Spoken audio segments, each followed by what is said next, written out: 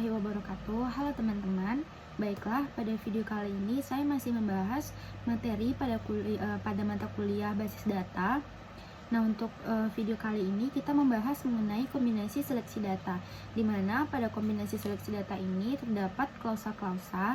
Yang pertama ada klausa where, di mana klausa ini digunakan untuk menentukan kriteria yang harus dipenuhi suatu relasi sebagai hasil query, dengan meminta agar dapat menampilkan semua kolom dan tabel yang kita minta.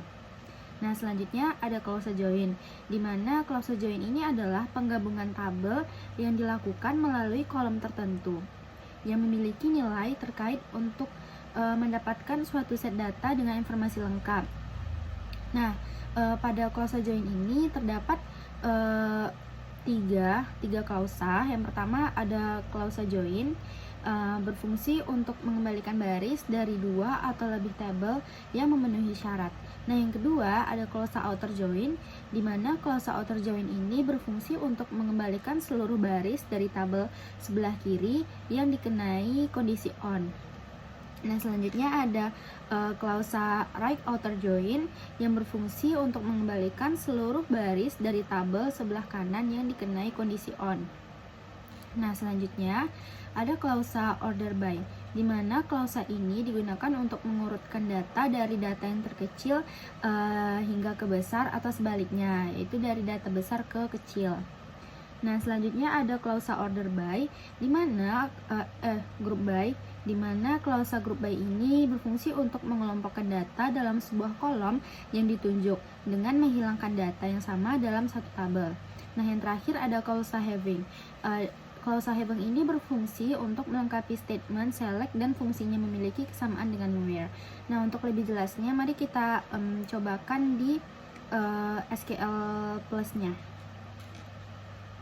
Nah, di sini kita sudah masuk ke SQL Plus-nya.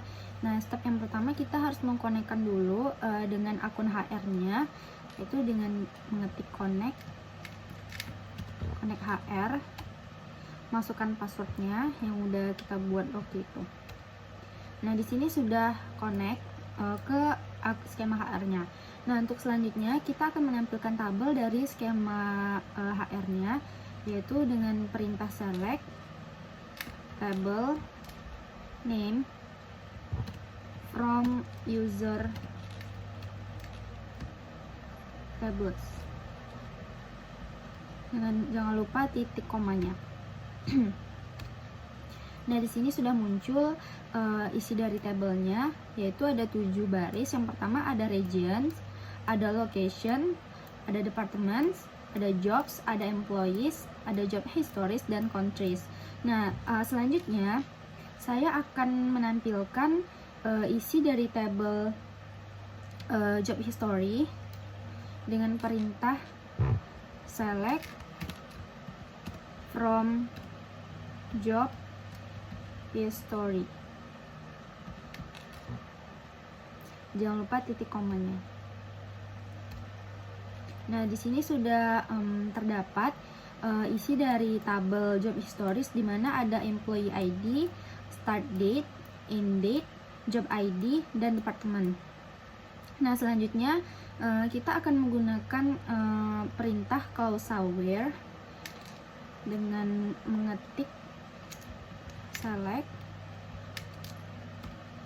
from job history.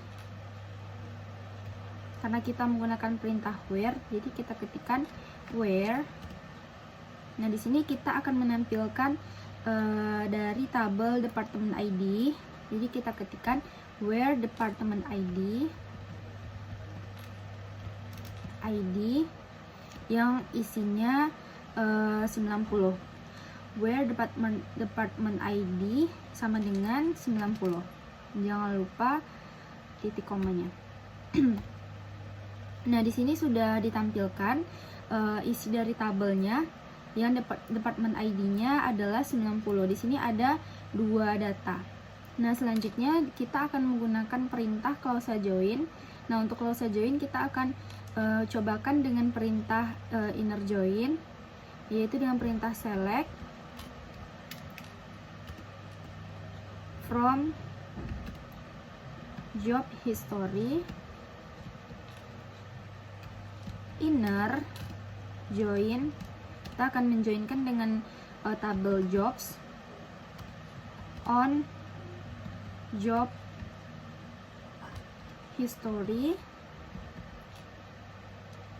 dot job id sama dengan job dot job underscore id. Jangan lupa titik komanya. Ini kita typo. Jobs dot job id titik koma. Nah, di sini sudah ditampilkan dari hasilnya adalah 10 baris terpilih. Nah, selanjutnya kita menggunakan klausa order by, yaitu di mana order by ini adalah fungsinya untuk mengurutkan data. Yang pertama ada select from job underscore history order. Kita menggunakan order by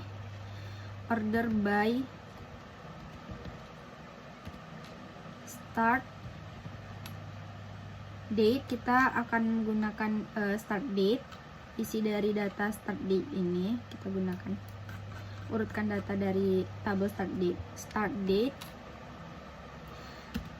ASC. Nah, ASC di sini adalah ascending, yaitu mengurutkan data dari yang terkecil hingga yang terbesar. Jangan lupa titik komanya.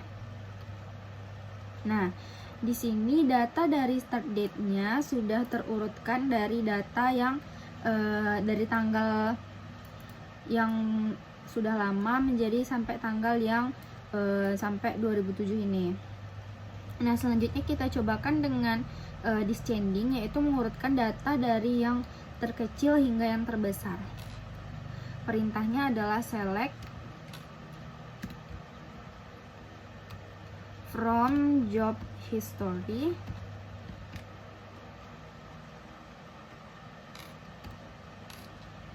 order by, kita urutkan data dari employee ID-nya, berarti order by employee ID descending, jadi des. Nah, DESC ini di sini adalah descending, yaitu untuk mengurutkan data dari yang terkecil hingga yang terbesar. Nah, enter. Nah, di sini data dari tabel employee ID-nya sudah terurutkan dari data yang terbesar hingga data yang terkecil. Nah, selanjutnya kita akan menggunakan klausa group by, di mana klausa ini berfungsi untuk mengelompokkan data dan menghilangkan data yang sama. Perintahnya adalah select start date, kita menggunakan table start date, count from job history group by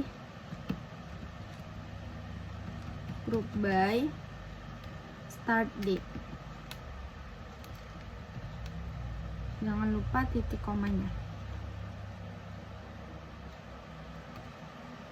Nah, di sini sudah keluar data dari start date-nya adalah di mana count-nya adalah 121111121. Nah, yang terakhir di sini kita akan menggunakan klausa having, di mana klausa having ini adalah berfungsi untuk pembatasan pada klausa group, di mana perintahnya adalah select start date count start date as jumlah from job underscore history group by group by start date having count